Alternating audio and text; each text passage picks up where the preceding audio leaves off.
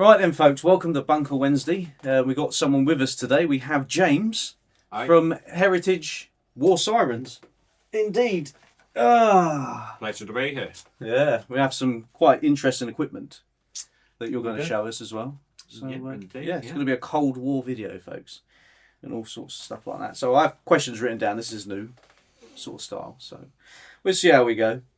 Right, so Heritage War Sirens, Facebook and YouTube.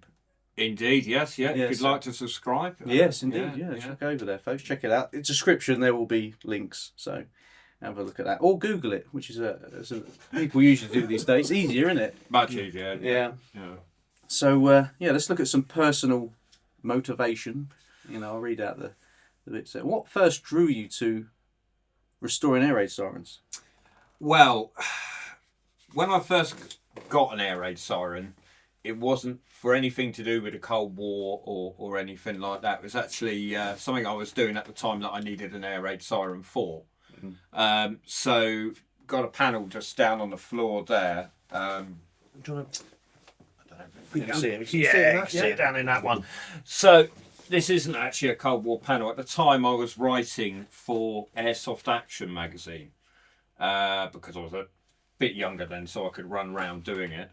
And we were doing a sort of 24-hour milsim events where you sort of camp out in the field and eat and fight throughout the night and that sort of thing. And I was doing an article about making it more realistic. So we were actually doing set pieces for an event. So we were setting up explosive demolition charges and different things like that.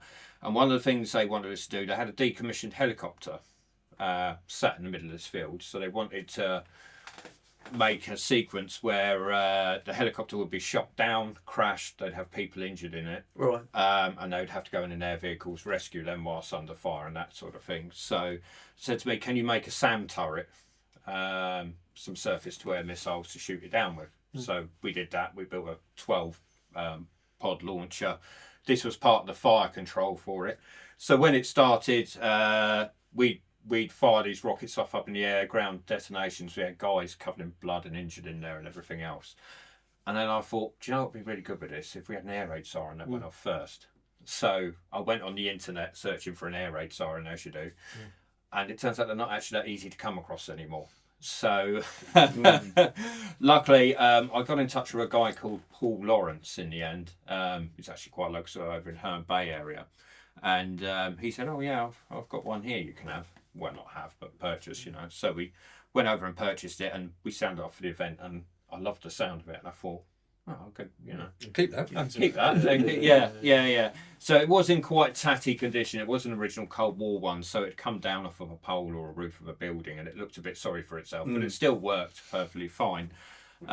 So eventually, Paul would contact me also about maybe if I wanted to sound it off at an event he was doing, because he has through Merlin Heritage, he has a Merlin engine. I think you're going to see that in another video a bit later on. Yes, maybe. indeed. Friday, I think. Yeah. So he said, oh, if you want to come along to RAF Manston, they've got an open day. You can sound the air raid siren off. So I thought, oh, brilliant. So that's probably the first show I did. I had a couple of little bits, went over there, sounded them off, and then from there it just kind of spiraled a lot into collecting. Control. And got out of control. So so now at the minute we've got two large sirens in. There's a third one which I'm restoring at the minute, Castle Castings, which hopefully the fourth part of the video will be up soon. I've just been held up a bit on that. Well, I'm up to the last one. Yeah, we've had getting ready for another event. So I've been doing all the display boards and other things up, so that sidetracked me slightly of getting that over to the spray place. So that needs to go in and have its shot blasting, respray and rebuild. So we'll do a video of that, and once it's all back together, we'll do a video of it running. So, yeah. With the painting of it, because the blades are so fine, aren't they, against the casing? Can that be a challenge? Well, the first two I actually had done. In a place in Whitfield, and it's a different kind of paint. It's kind of baked on, if you like. Right. And it has a much thinner coating, because the idea, I suppose I could show you on this one. Between the edge of the stator and rotors here, you need the smallest gap as possible because you'll lose air pressure through there.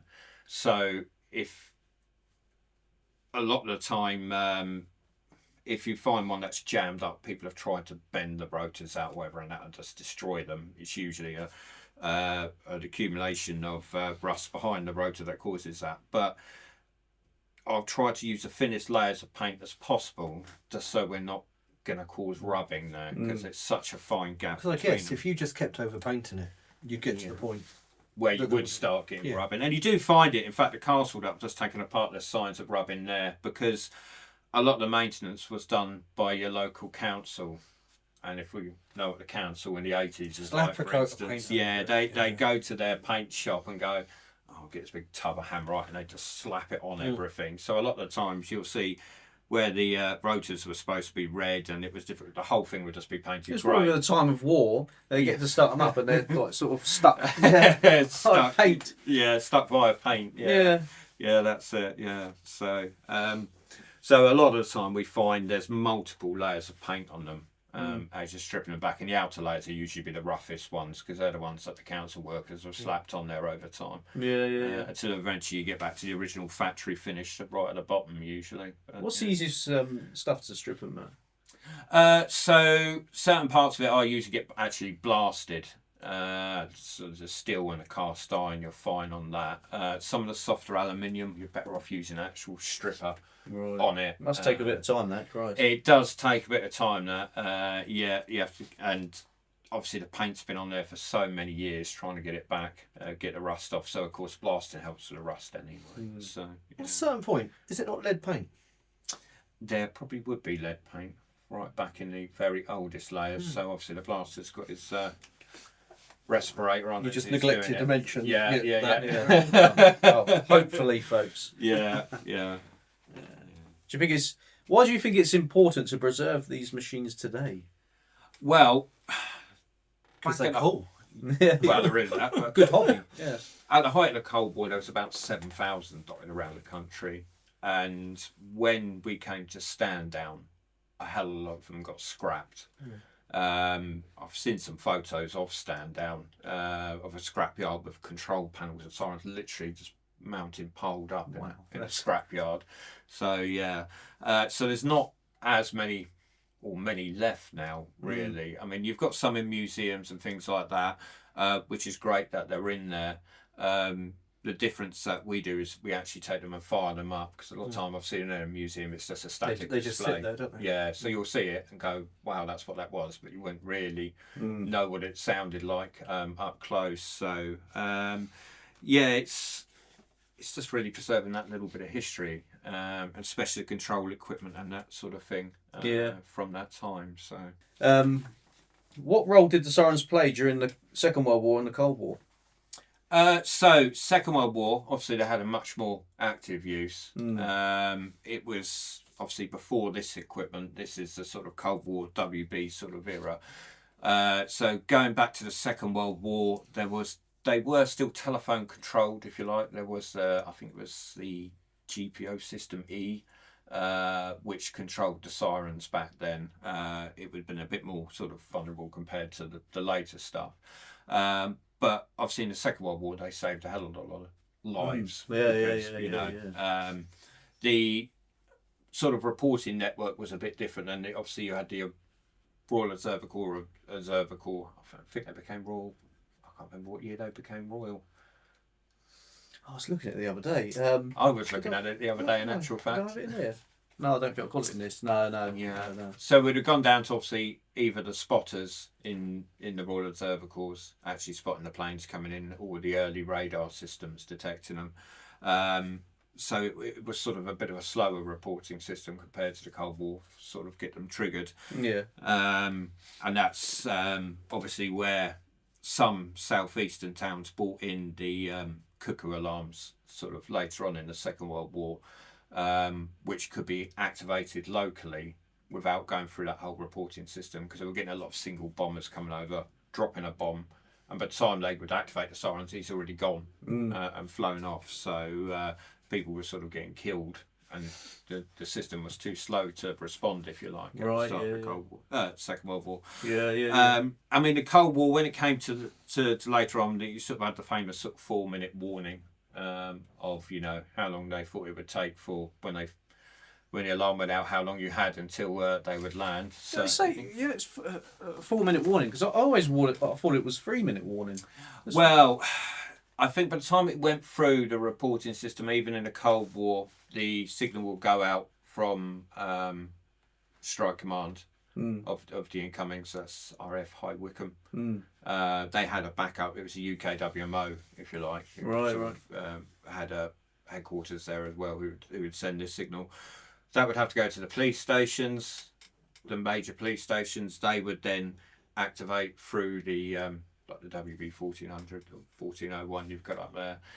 So you get the speech warning through there, and then they'd also activate the sirens from the police station. So just that sort of flow, you'd lose time of your 4 minutes. So I think by the time the actual sirens were sounding, probably about 3 minutes. So not long to run. Yeah. So what are the difference between the Second World War sirens and Cold War sirens? So at the very start, or the run up to the Second World War, when they were first putting the system in, they did some tests of sirens, and a few different companies, Jensen, Leicester, you had Carter's and Nelson, they submitted their models for testing. And initially, they decided upon a Gents 4 horsepower version, which was still a double-ended siren, the sort of 10-12 port. But if you like, that's when it was first, when the Home Office first said, okay, we like this siren, so that's going to be our Home Office standard. So all the other companies started making sirens that were similar to that. So 10, 12 port. That's why the UK ones are all pretty much the same. Yeah. Because that's what the Home Office approved. So initially you had the Gents. A bit later on in the Second World War, Carter's and Nelson started making a model as well. And this was only after a lot of argument with the government that how come they've got the contract and we haven't? We've got this factory with people standing idle kind of thing. So there was a bit of argument there apparently, and eventually they brought in a Carter of Nelson model. But them early ones used a lot more cast iron in them. So the stators on the end here, if you like, the motor body, the base, all of it was cast iron, and they weigh an absolute ton. I can tell you that, to move them around. So they did have some problems, especially with the stators being cast iron on the end, because of our cold winters over here. One of the ways of stopping the sirens freezing up if rainwater got in there was to put heater plates on each end. So they'd have this 1 kilowatt heater either end and a thermostat close by, and if it dropped below 1 degrees, these heater plates would activate. But over time, that sort of hot-cold cycle on cast iron started to cause cracking in them, and it was later in the Cold War, but there was a few examples of these actually self-destructing when they fired them up with showering large Basically like pieces shrapnel, isn't it? shrapnel all over the street. Bloody hell. So in actual fact, there was a point in the Cold War where they stopped testing all the UK sirens until they got rid of all the old World War II models and replaced them with newer models. So for a time, they didn't even test them. And that actually went on for quite a few years because there were so many to change over. So so when you got to the later Cold War sirens, so we had a lot more, the motor bodies were steel by then, and they changed over to using aluminium on the rotors as well, because that held up a lot better with this sort of hot-cold cycle, if you like. And it's lighter.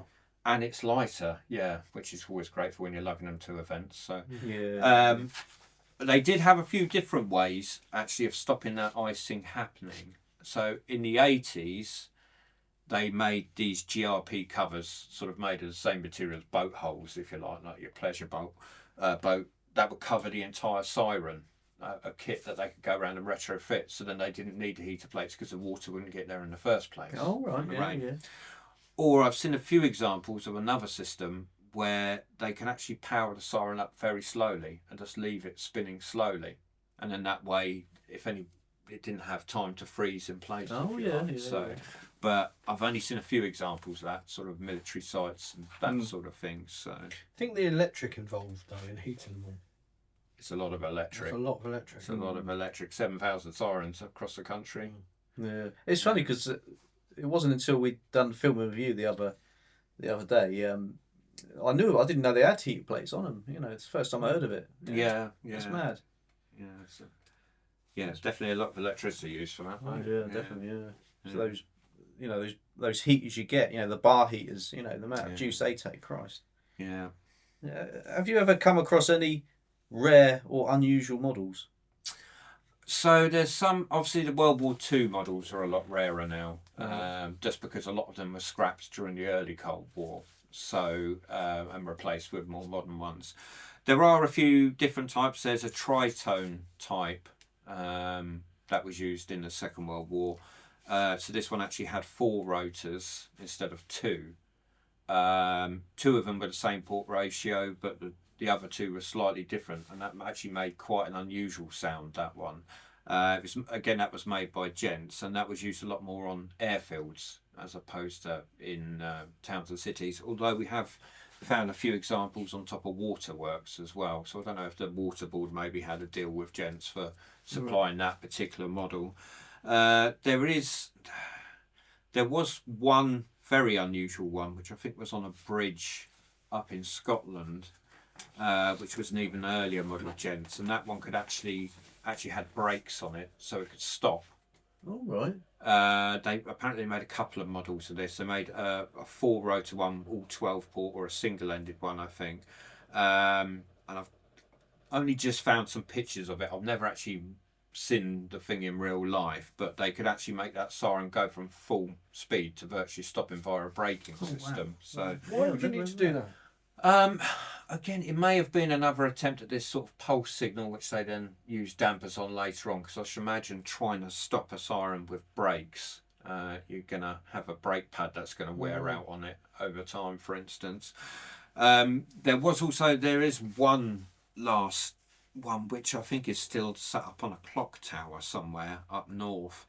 And it was made by Jensen. That was another 4-rotor one, absolutely massive one. That was actually on an RSJ steel frame they had to install it Oh, on. right, yeah. That was 10-12 port. It just had 2 10s and 2 12s on it. So it'd have been like 2 air raid sirens in one, I suppose, the amount of output that would have put out. So, yeah.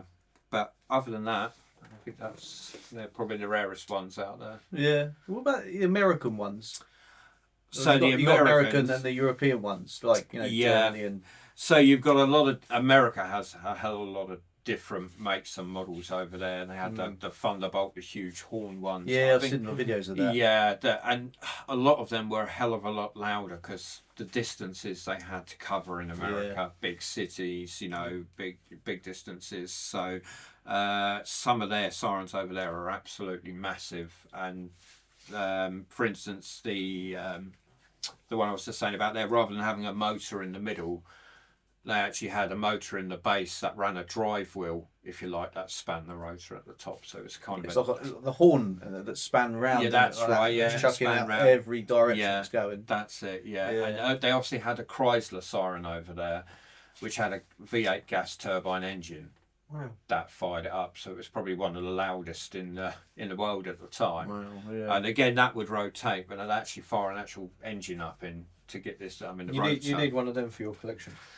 Wow. Yeah, I mean, if there's anyone Yeah. out there who wants to donate American air raid siren or European, Just yeah. pop it in the post. Heritage War Sirens, folks. get in Yeah, contact. yeah, pop it in the post. Yeah, yeah, that's it. Yeah, but no, it's certainly a lot more interesting makes and models over there. A lot of different port ratios, so not necessarily all the same sound, So so certainly a lot different over there. So I was looking at sounds the other day because I was editing that video, and there was some sounds edited or recorded from sort of like in Dutch. Where is it?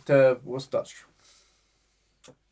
Holland and stuff like that. yeah, And they started testing these air raid sirens, and they sounded really eerie. It's like you got our air raid sirens and you got their ones, and their ones sound a lot different. Like yeah. there's something about their ones, yeah. And the all- German ones in the Second World War. That's they had right, a certain yeah. tone, didn't They they? had you a know? certain type. I mean, they had a really good one. It's only got 4 ports in it, but they're really large postbox sort of slide ports, and it makes the deepest sound you've ever heard, and that's a really eerie sounding one. I mean, again, there's so many different just by changing the port ratios on them, Hmm. can produce a totally different tone, if you like. And if you look at companies like Yamaha, for instance, on the roof of their building in Japan, they have these air raid sirens all in a row, and they actually play songs on them using the different port ratios, and they have dampers that slide over and can Wow. change the sound it produces. There is a video on YouTube somewhere, well worth watching. But So, they're musical sirens, and they set them off at lunchtime. all right, yeah. Why not? It is Why not? one I've never really thought about. I don't know if I've ever seen Russian air raid sirens. I've seen a couple. In fact, I think just before the war in Ukraine, there were a few on eBay. Oh, They right. sort of disappeared, so I don't know. Oh, put it back in action there, Put folks. it back in action, maybe. But Yeah, I yeah, wonder. Well, they sound yeah. sort of, you know. It's just depends on the companies they've got over there. Mm. I think we were kind of constrained on this sort of 10, 12 port over here because that's what the Home Office said. We approved this one, and everyone made ones like that, so it could be approved if you like. So we sort of get stuck with that one sound over here, I think maybe. But then obviously with the dampers, like CS8 and those sirens with dampers on either end, you can produce a lot more signals with those ones. So you can do the pulse or the high-low signal and things like that. So Right. we did have them extras through that, but yeah. What's your favourite type of siren and the or makers?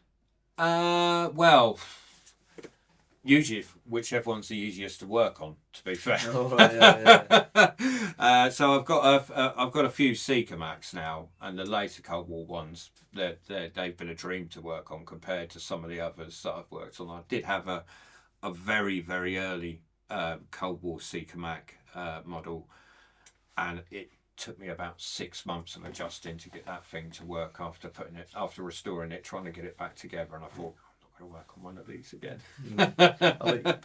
Because obviously you're taking these bolts off, you take the bits Yeah. from the inside out. Yeah. Do you grease it all up, putting it together? Well, Like the bolts and change new bearings on there. stuff? Yeah. Especially in the older sirens, they'll have what's called open bearings. So they had a little grease channel that goes to the outside, and they'd squeeze grease in there, and it would be an open bearing inside a capsule. And what tends to happen is if you come across one of them after many years, that's just turned to earwax, if you like, that grease. It's gone absolutely solid. So I'll take them out. I mean, a lot of the time I'll use closed bearings now rather than the grease system because they're only getting run up every now and then. So you've got plenty of life on them bearings. So with the motors themselves, I mean, the worst thing you can do is if you have to do a complete rewind on it, because if you've got a blown phase or something like that, then that motor's dead and will need complete rewind, and then you're talking quite a lot of money there. Yeah. So, but a lot of the time with them, they can look terrible on the outside, but the motors are actually usually in really good nick, apart from maybe the bearings being a bit seized up, because they were big industrial motors, but they never really got much use. They may have been tested once a month, for instance, for a minute, and then didn't get used again for the rest of the month. So they didn't have many run hours on them, if you like. So a lot of the time, once you open them up, actually inside the motor looks really good. It just looks terrible on the outside because it's been sat on a pole or a rooftop for years or whatever. But once you've got that blasted back and repainted, they pretty much as good as new, you know. So Here's a question then. Over Astor Avenue, there's a pole sticking up. Have you seen that pole? I've always wondered what that was. The really old one. Yeah, That's the sewer vent. the sewer vent. Yeah, I've heard that, but I always thought it was an area sign pole. they do get confused quite often because I've seen that there's some sewer vents over in Herne Bay, which a lot of people have assumed. Which Yeah, those, for years but- and years, always seen Yeah. that. It's like, I'm pretty sure that is. yeah, I remember you saying about it. Yeah, I think the position of that one probably wouldn't have been a siren because you have one just down the road from here by the old tram stop. Yeah. There used to be a public toilet there, and it was on the roof of that. Oh, what? Just down the road there? Just yeah. down the road. Yeah, so yeah. that would have been, I think, too close to Astor Avenue for Yeah. them to have needed another one up there. But Oh, right, yeah. I didn't know there was one on that. yeah, it was there until I think the public toilet got turned into a private bungalow, I think. Yeah. Because we said about maybe they'd moved it to the. Yeah, there is an electrical substation next door, so Yeah. I think it probably got moved into there at some point. So whereabouts were that air raid sirens there? Where were the other air raid sirens in Dover? Well, You know, ones that are not there anymore. definite ones. We've got photographic proof of the one that sat on Hollis Motors. Yeah, I've seen that. So that used to be the Dover tram shed. So probably started there in World War Two, and I've seen a second photo of a later model siren up there in about the 80s. So I think they changed it out for a Cold War one by then. Yeah. But then if you look at a photo from 96, it's already gone. So I think Dover got rid of all theirs pretty much straight away. You had, obviously, the Eastern Docks still have theirs on top of terminal control. The Western Docks had one on the Seven Star Viaduct up until about the 70s. I think it was demolished, and then it had to move after that. And then you had one on a pole out in Temple Ewell, just by the bus stop. Oh, right. Is the pole still there? Or is it completely Pole's gone, everything's gone there. And then I think there was one on top of a dairy in River, right. which is where there's now new blocks of flats, but they're the only ones that I've sort of got a definite location on. What about Dover Castle? Anything up there? Because that's quite high. It is quite high up there. There probably would have been one up there. Again, it might be worth maybe speaking to with English Heritage. Yeah, because you've obviously got. Because it was a garrison. Haven't you? What's it called? Near it. Burgoyne. Yeah. That would all been occupied, wouldn't it? Yeah. There probably would have been something up there, surely. A lot of the time, military bases do have them, so there probably would have been one up at the barracks on Burgoyne. And then you had obviously the other old Park barracks up by Whitfield would have had one. I don't know World War II how big Whitfield was, but definitely Cold War there would have probably have been some dotted around up there, but I've not managed to find anything on that yet because unfortunately there's no sort of records kept. No. Well, there might be some people out there that Yes, remember. indeed. Yeah, Chuck it yeah, out there. exactly. Any Well, pictures or anyone anything? knows. Would be good. To be honest, I never really thought about the coal. I thought they would just use the old World War II sirens as kept. You know, you saying that they replaced it in the Cold War. You know, it's And quite chilling, isn't it? sometimes they did change locations as well. Obviously, as towns expanded between World War II and later on, as they built new areas, they might have needed additional ones, or they might have moved sirens to sort of cover. I've seen that in other towns where there's evidence of it was here, and then they've moved it a couple hundred meters down the road or something like that during the Cold War for, when they've done their testing, they found they've got a dead spot somewhere. So a lot of the time they did move about as well. Yeah. There was one other that I know its World War II location was on the old Dover Electricity Works, but that received a direct hit from a shell during the Second World War. Oh, right. So that was moved on top of the fire station. Ladywell. Ladywell. Oh, yeah. Although they did have a big fire on their roof at one point, so I'm not sure if it probably got taken down then, possibly. Maybe Wolfie can find out. I do think I did mention this, Oh, but right. I can't remember the outcome, so I'll chase that up. Yeah, chase that one up, folks. That'd be interesting. Yeah, tucked Yeah. away up there. Because there's actually an interesting. If you look at the old Dover videos, like Frontline Town or whatever it's called, you can see the Dover fire station in 1940. Yeah, 1940, isn't it? You see a fire engine coming out of it. Yeah. It's got Dover Fire Brigade or Service or something like that. Dover's blocked out. Wasn't that because if they invade, they didn't know where they were? Probably So part they of that did- taking the signs down. Yeah, that's what I was going to say, because they took the signs in. Yeah. So what have you got here then? Well, this one I brought with me because it's probably the easiest to show you all the individual parts of controlling the siren locally, if you like, anyway. Because obviously we can go into the sort of whole network of the BT side of things, but we're going to sort of see all that in your next video coming up. Yes, anyway. indeed. So Yeah. if you like, this was a local control to actually get the siren physically working. So on this one here, number one here, that's your main incoming power. So that would have been 3-phase, full 15 volts. So the smaller sirens take about 16 amps per phase. The bigger ones, if you're looking at sort of GP12 Klaxon still make now, you're looking at about 30 amps per phase to get them going. So power would have come in here, and then we've got next to it here is the main contactor. So this has got a permanent live 3-phase supply into the top of it. there's a electromagnetic switch in the middle, if you like, and coming out of bottom would have been the power going up to the siren from that. Oh, right. So the auto whaler here was what would have turned that switch on and off to actually make the siren go. So just with this little one plugged in, if we press there, that should be the 4 on 4 off. And you can just hear the contactor clicking in there, so that's actually turning that switch on and off. So that would be the siren actually running up, if you like. What's the red light for then? Is that just to indicate? That's just a test lamp, if you like, to make sure. So if the contact call stopped going, but you've got that light flashing, you know that there's power going to it and it's a faulty contactor. If you Right, These two are to do with the heating plates, if you like. So you had a heating power supply, 15 amp supply there. So that provided the power to up to the thermostat unit here. So this would actually have been up on the siren pole. Obviously on this panel I've put it here just to demonstrate, if you like. So that would have had another set of relays in there. You've got the thermostat set to 1 degrees, like I say. And as soon as it drops below that, that would have kicked in them relays and started the heater at the top. And then receiver signalling, so that was the remote control. That was coming in from BT. So you'd had the telephone line coming into the top here. Would have gone through this unit. And this actually was into the auto whaler as well. So basically, if this was being used, it would take over that, if you like. It doesn't actually use the mechanism inside to sound the siren. That's done by a contactor in here as well, but that would cancel out what that's doing and actually take over the operation of the siren, if you like. So wow. The boxes you get at the end of the road sometimes, are they GPO boxes, green box? Yeah. I've seen pictures of sort of the they start things in them. Yeah, they so that could be operated by a warden, say.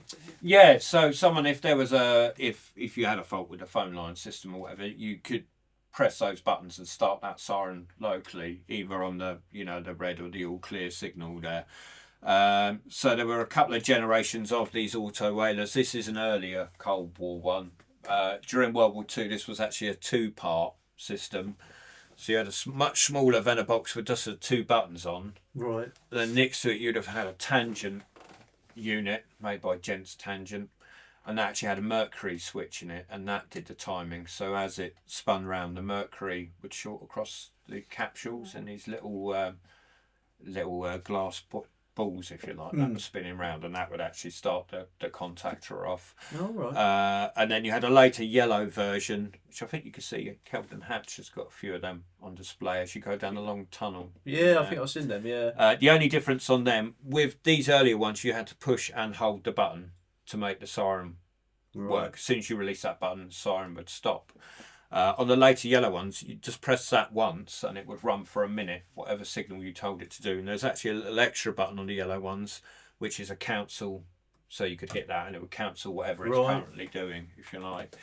And then once Venner had gone, they did do a electronic auto whaler, which didn't have the motor inside, if you like, and that was made by a company called Martin Woolman Limited, and that actually had an extra signal that could also do the flood signal as well. So you had the alert red, the all clear, and a flood signal as well. And then again, whichever one of those you pressed, it would run its cycle, or there was a cancel button in the bottom. So and then at some point they got away with those altogether with that sort of later panel that I showed you with just a key switch. When you hold it down, it goes off, but it didn't do any timing function.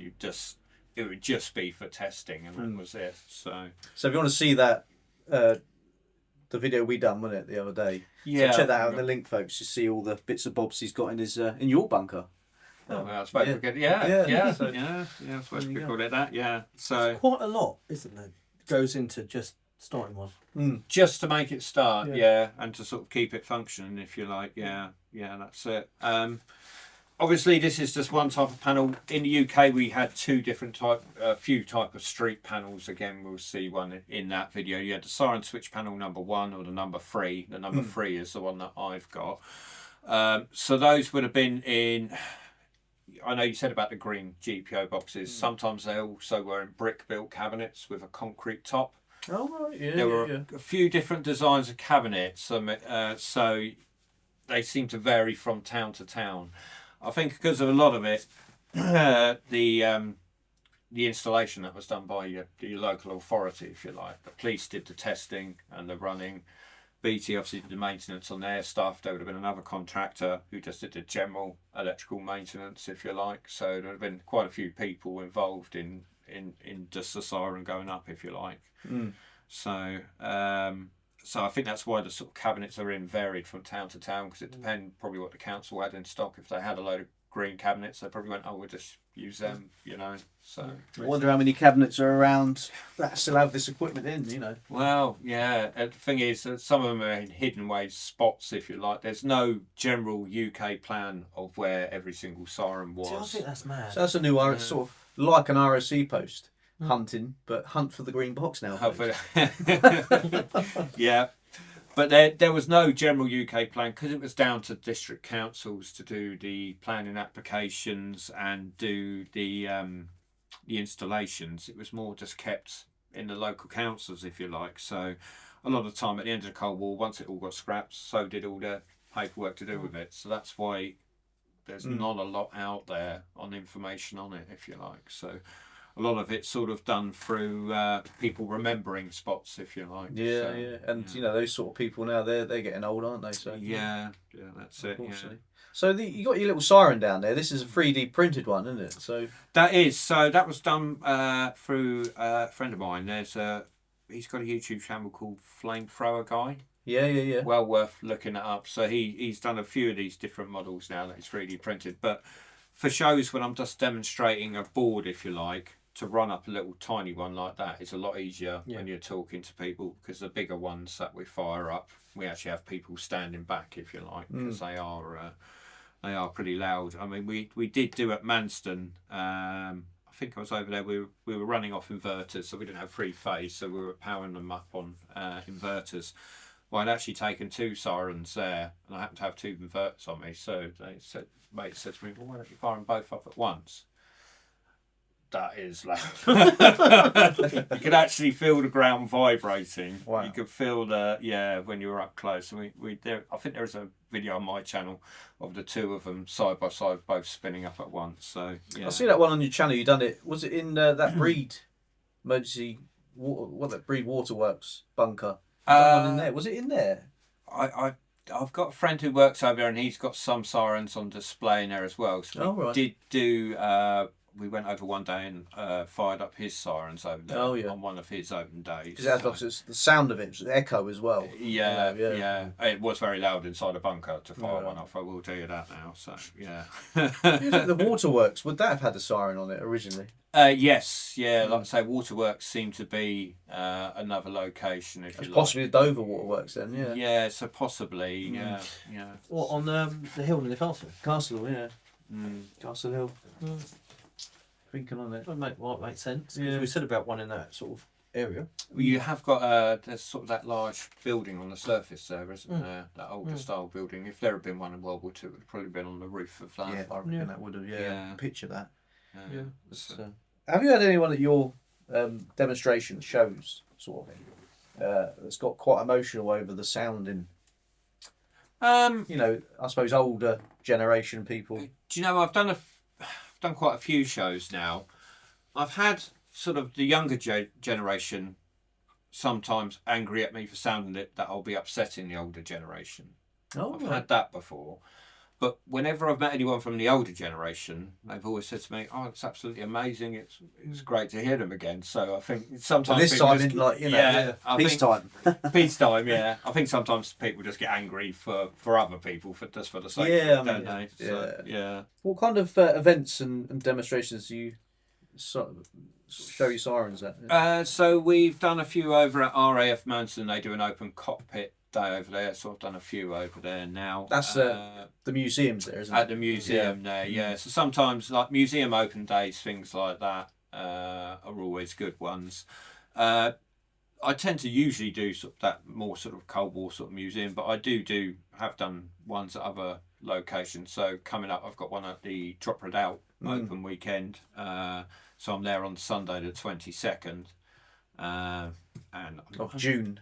Yeah, yeah. So June it's just folks, coming up. this Yeah, month. yeah, just a couple of months. So I've done up a bit of display on Dover's Cold War heritage to go with the sirens as well. To sort of link it into the local area. So yeah, we'll be up there sounding some sirens off. I'm not 100% sure where we're going to go yet. I did have a wander up round there today. Oh, you did, to see yeah. where. Last time we went at the top of the tunnel entrance to the moats. Although, because we've got quite a bit more this time, we need a bit more ground space. I might actually go into the moats this time, maybe set up down there. I'll see what it's like on the day. But Well, you'll be updating your Facebook group when you're. yes, I will So do. check that Yeah, out, folks, yeah. yeah. I'll update. Yeah, I'll do it when I get back home today. Actually, yeah. Yeah, I've had so much going on. You know what it's that's the like. trouble, isn't it? Yeah, Yeah, just things get over the top, don't they? So, yeah. how do people typically react when they hear the siren go off for the first time? Well, if it's their first ever time hearing one, a lot of the time they don't realise what conceivably is quite a small thing, if you like. It's like that. That's how loud it is. How loud that thing can go. Yeah, I mean they're really well engineered. The amount of sound output you can get out of them, and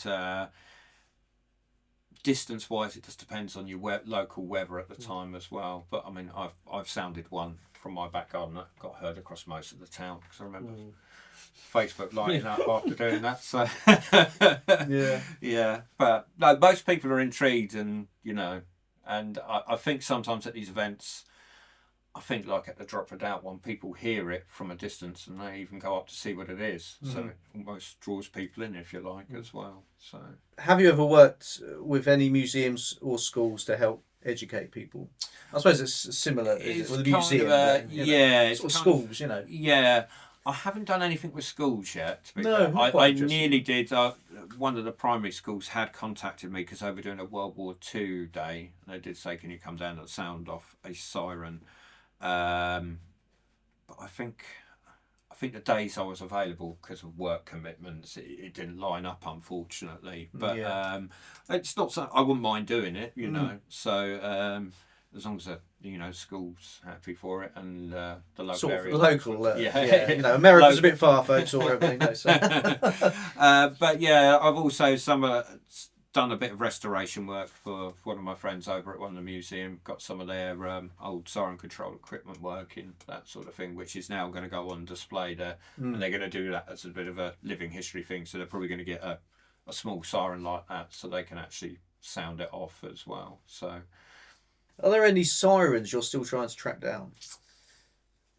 I would love to get hold of a CS8, which is the one double ender with a damper on each end. There are still a few in use around the country. There's a few over, especially up Scotland Way and that sort of thing, where they're used on sort of the petrochemical plants and that sort of thing as warnings for the local population. But they don't actually make them anymore with dampers over here. None of the companies make them anymore. So chances of getting one, I might get lucky, one day, maybe one will come Something's up. for sale. decommissioned. It's always, eBay is always good to check. Well, eBay, is one of them places. There's a siren on there the other day. I think it was 1,500 or 1,000 or something like that. Yeah, it was a rust bucket, but Yeah, but like I say, they do look rust buckets. But once you get them restored, the motors are usually good. As long as you sort of know what to look for. But hopefully one day, maybe. What's your vision for Heritage War Sirens going forward?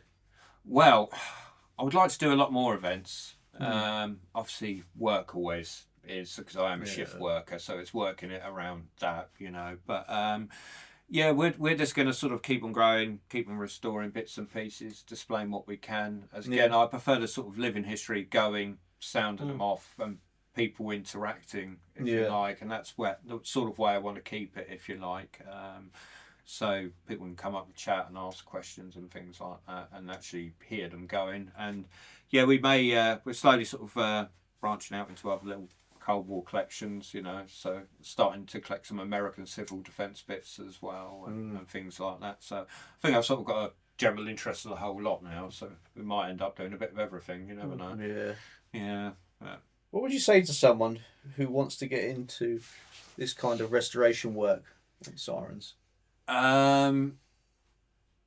Takes a lot of patience, and it can be tracking down bits and pieces sometimes because there are no spare parts anymore, you know. So if you need something, it's a lot of work to try and find it. But I suppose people are making them now, aren't they, as well? yeah, I mean you can still buy an air raid siren if you want to, brand new. Oh, yeah, you were saying that, weren't if you? you Yeah. go to the Klaxon website, they do still make them here in the Yeah. UK.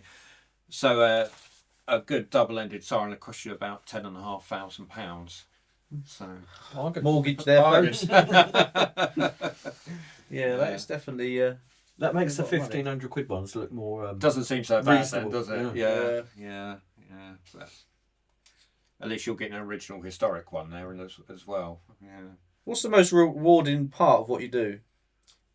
Probably when it all comes together at the end. Sound it for the first Yeah, time. You when don't know when it's been sounded last, do you? That's the thing. Well, that's it, because a lot of time these have been decommissioned for a long time. They've probably sat there for years and years. So, yeah, it's hearing it run up for the first time, like a full run. I usually do a few slow runs at first, you know, as I'm restoring it, just to make sure everything's working. But its first full run up, if you like, once it's out of restoration, it's always a good moment. So, Yeah. It's like when I Yeah. put sound to this for the first time.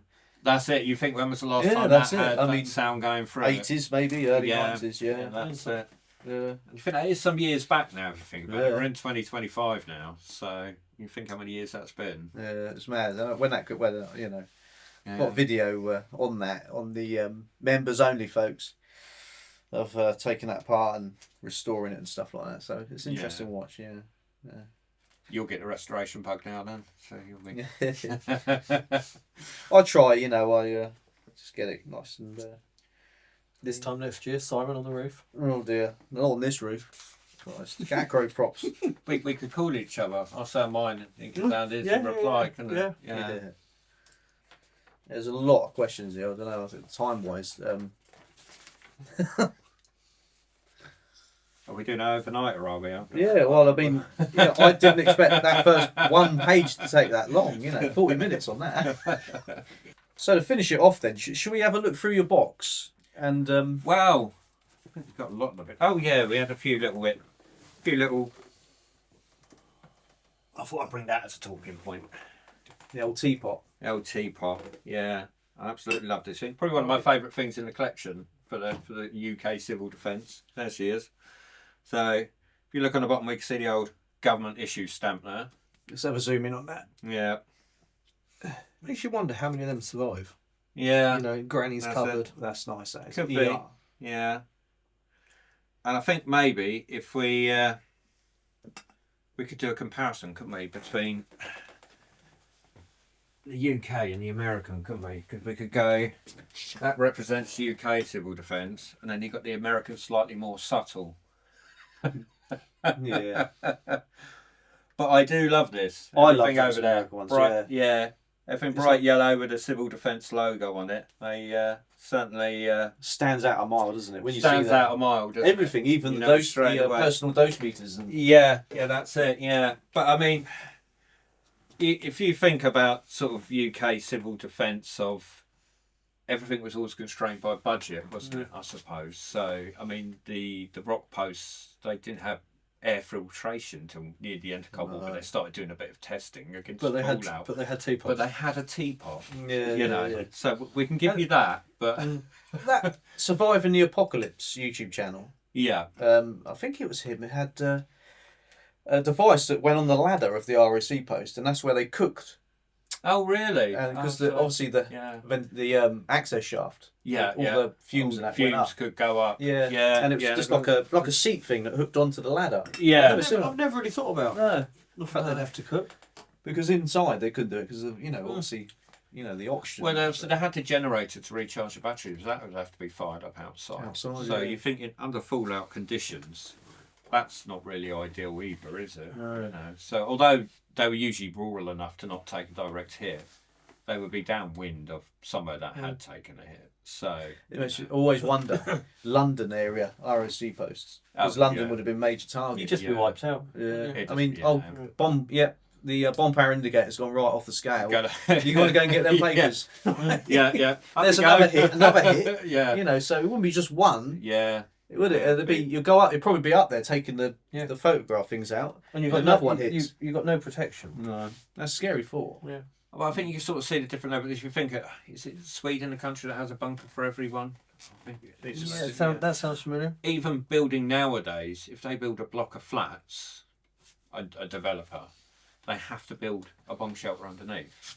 And that's how they managed to do it, was all these building companies had to sort of make sure, and some of the big ones they've got in the middle of cities which can hold 20,000 people are dual purpose. So during normal time, they're a multi-storey car park or they're a leisure centre. They got their head switched on over there. But at times of really. war, they fill it up with bunks and it's ready to go. Mm. America, probably a bit less. Okay, they went, well, we can't build bomb shelters, but we built fallout shelters. So at least on the peripherals of cities, they had fallout shelters in basements and things like that.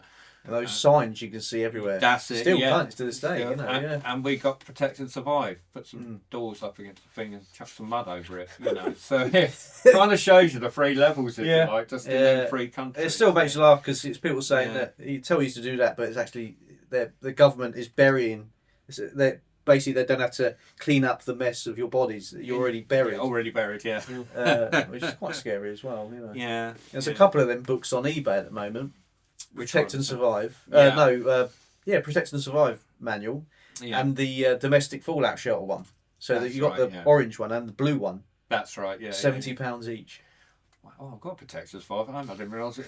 Yeah, I mean, if that was £30 each, I'll probably buy them, but not that It's- much. That's a lot, isn't it? That is £120. Nearly. We were talking about this earlier. The amount of the price of some of the stuff coming up on eBay now is like the Teletalk, you know, that started out. That was like, Yeah. what was it, 30 quid or something? Now it's 300. Yeah. And there's a few hours to go yet. It'd be It's not interesting. finished yet. No, Yeah. I'm watching it. I'm not going to bid on it because the condition is quite rusty. I didn't. Yeah. It was- It's probably been sat in a Yeah. rock post for quite some But years. it's quite funny that one I was looking at. And I was very tempted to get was £400, Yeah. and it was in better condition.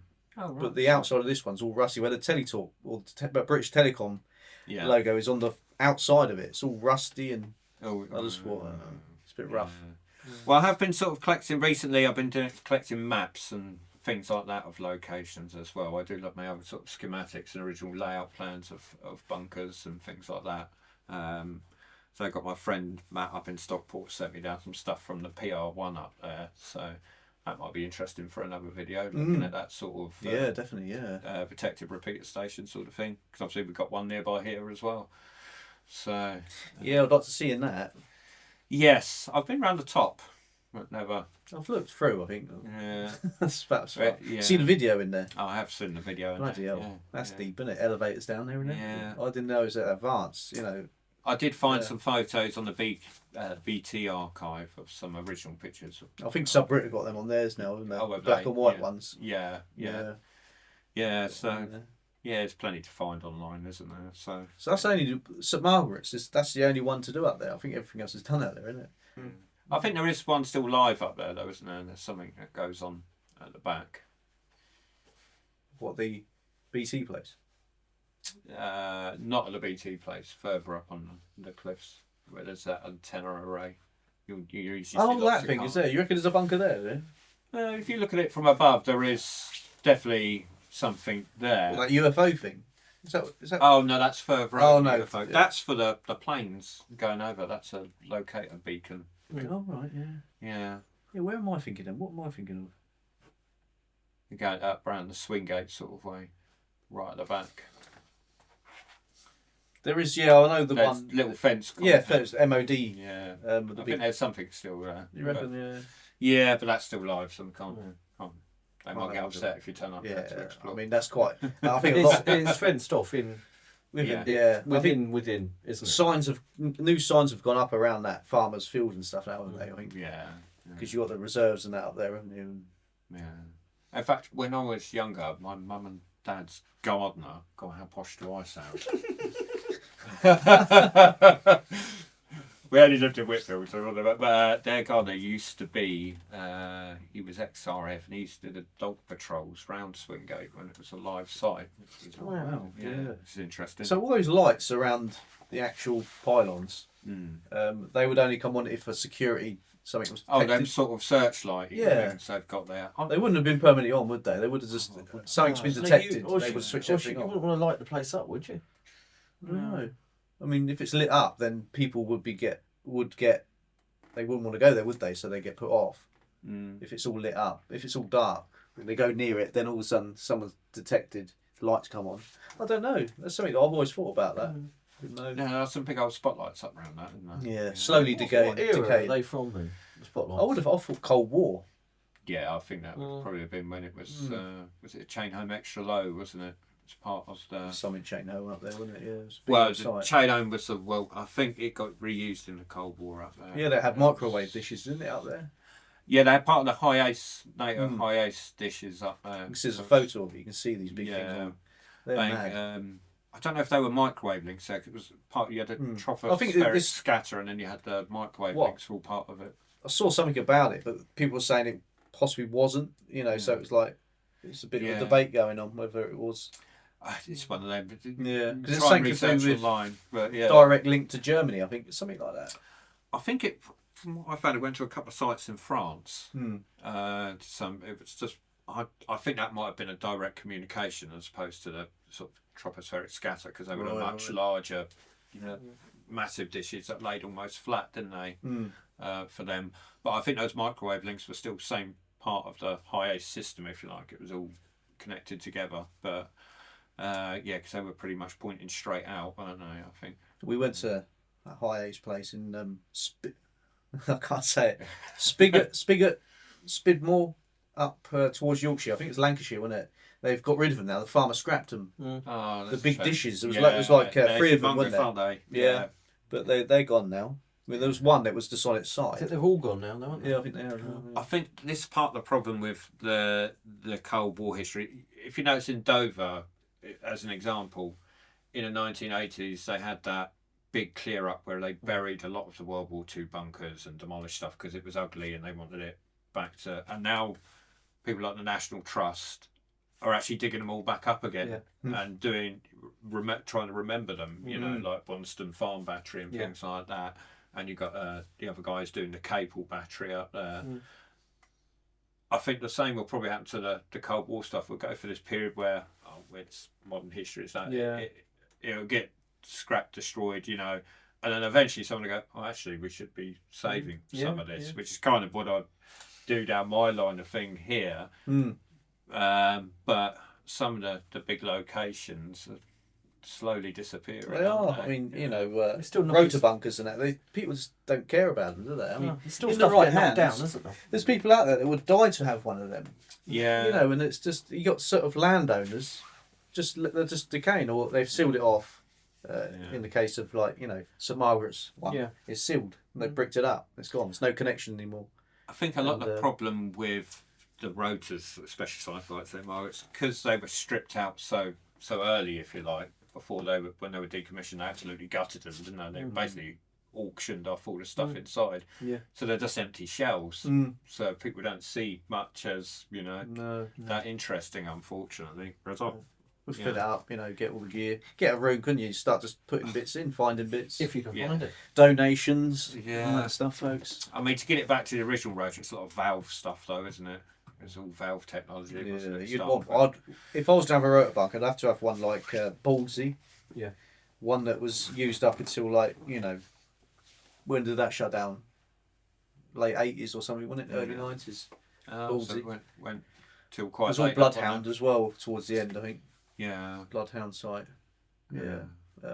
But yeah, I mean, a lot of the R1s and the R2s and that we've been in single level ones, aren't they?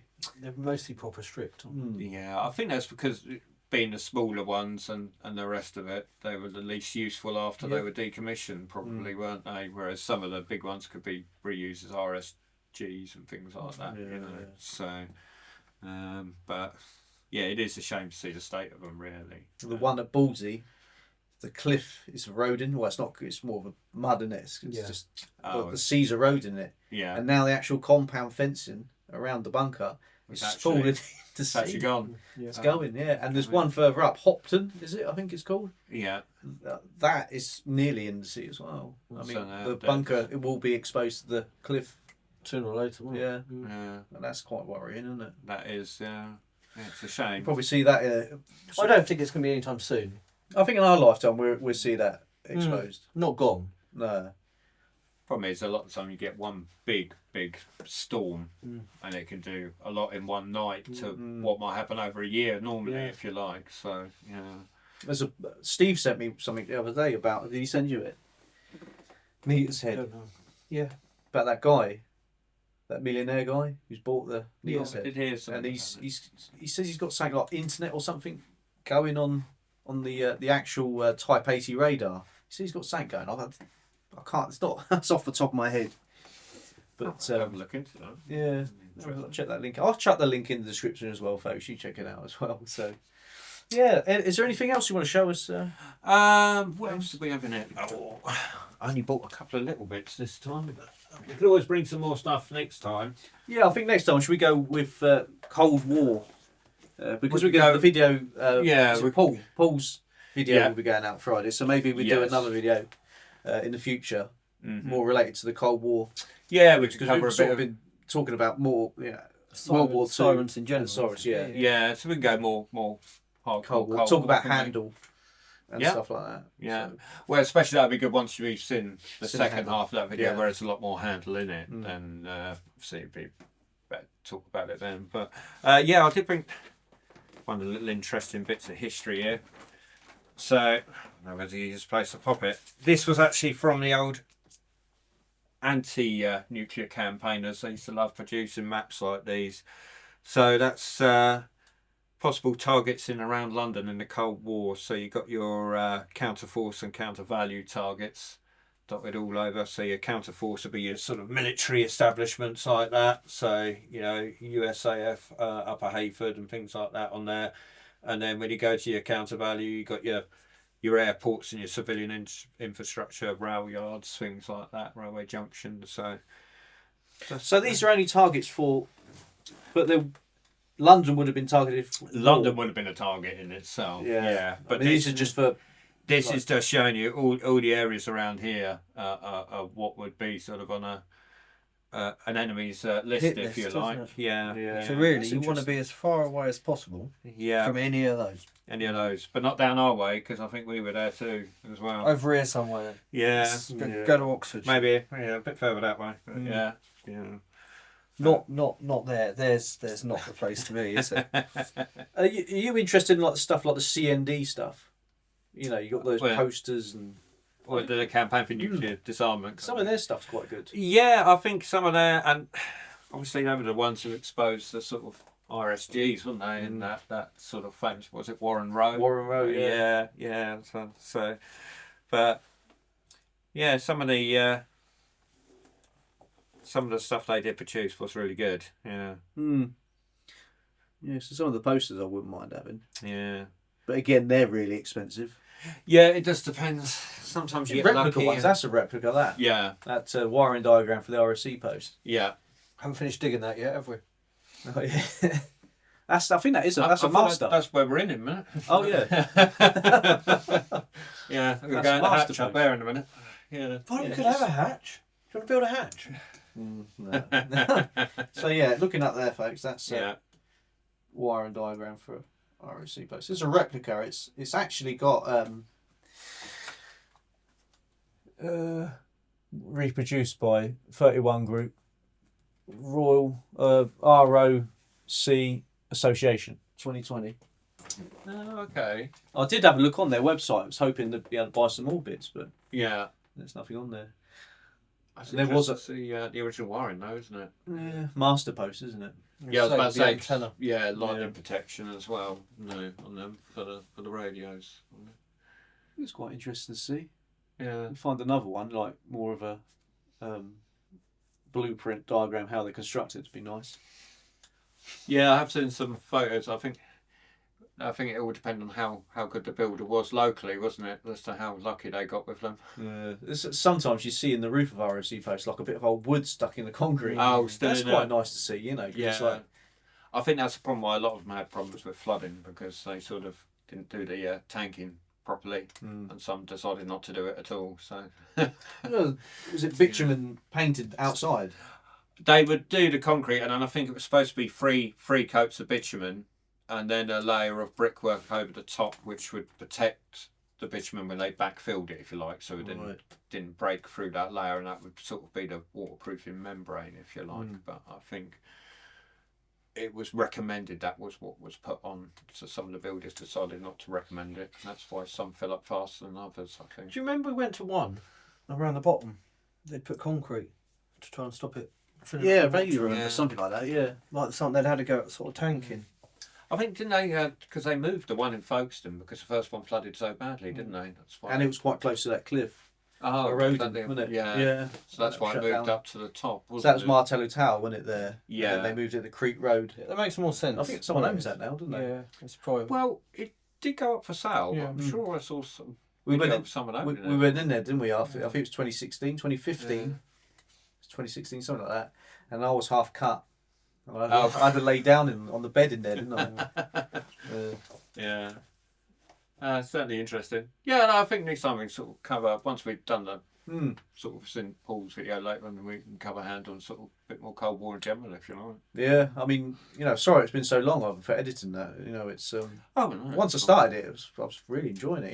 Yeah. All the stuff. Forgot how much amazing stuff you had in your bunker there. Yeah.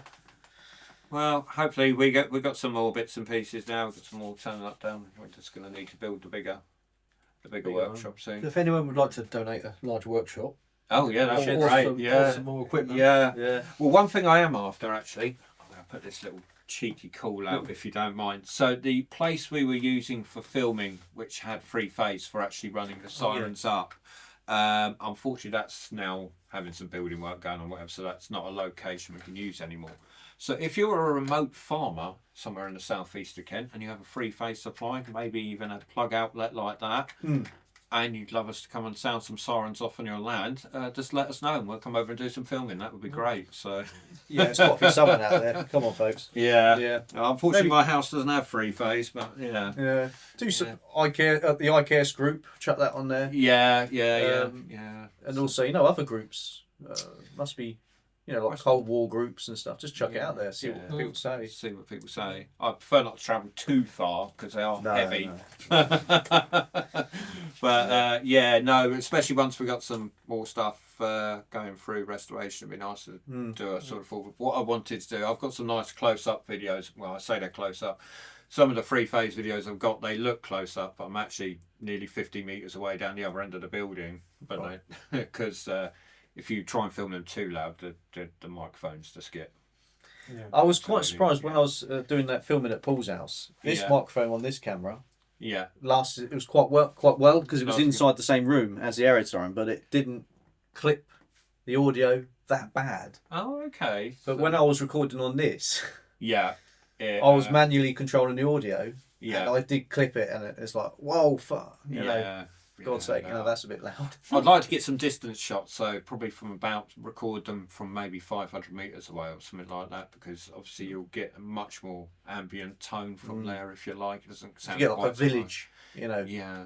Yeah, we could, yeah. So anyway, anyone's got a... When he goes up Western Heights, you can film it from here. Yeah. Well, good, yeah. Well, the Western answer, unfortunately, I've got to run off a generator up there because they haven't So got that's much main power. 240, is it? Then? That's 240, so we'll be run off on an inverter up there. So if you had 2 generators, does that work? No, unfortunately not, because they've got to be 3-phase, different phase angles, so it's different on the Hertz cycle. But yeah, no, it will.